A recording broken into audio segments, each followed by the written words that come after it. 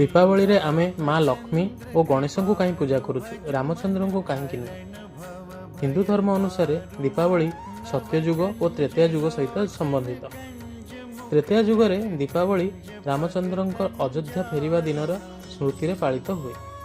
सही दिन लोक दीप जलाई खुशी प्रकाश करते।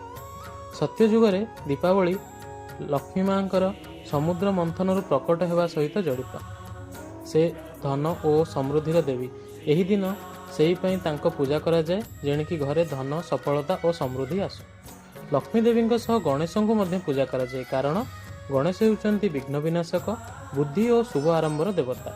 मन करा जाए जे लक्ष्मी और गणेश को एकासह पूजा कले जीवन में धन, बुद्धि और समृद्धि सब मिलता है।